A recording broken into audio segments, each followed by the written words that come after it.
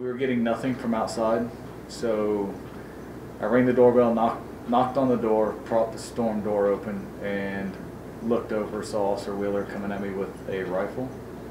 So I knew I had at least one officer at that very moment to go inside with me. So I said, I'm popping the door. I checked the door handle and it was unlocked. So I opened the door, yelled in, Longmont Police, said I'm going in. Took a step in, yelled again, Longmont Police. At that moment, everybody was catching up and was behind us. Yeah, we were seeing, right when you came in the house, you saw blood going up and down the stairs. So we obviously knew there had been an incident there, so we were pretty confident we were in the right place. And I think shortly after that is when Officer Sawyer heard some yelling or some moaning from a bedroom. Yeah, she began to yell, help me, help me. So I started to go down the stairs and I yelled, where are you? And she said, I'm down here, I'm down here. And there was a open door to my left, open door to my right, and then a closed door to my right. And I said, are you behind the closed door? She said, yes. So I went straight to that door. It was covered in blood, and opened it and went inside, and she's laying on the bed, completely covered in blood. And we were still, at that point, trying to kind of figure out what was going on. The house was unsecure, so the other officers, we had all, as quickly as we could, cleared the house while Officer Sawyer was attending to Michelle. And we, in short order, cleared the house and were able to confirm that she was the only person in there.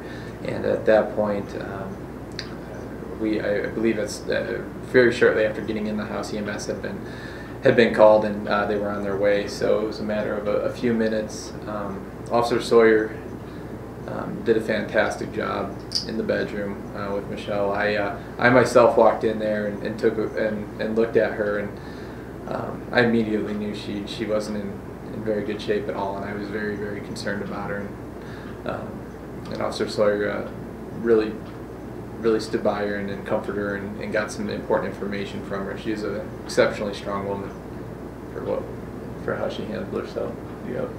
It appeared that she was in and out of consciousness. So went over to the bed. I mean, we're dispatched to a female that's 7 months pregnant.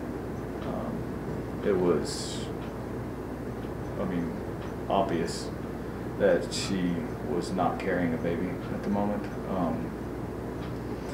So I was trying to figure out what was going on. So I began to speak with her and ask her who else was in the residence, what she was doing there. And that's when she went into the Craigslist ad, didn't know the person, had been attacked, and she didn't even know that she had lost her daughter at that moment.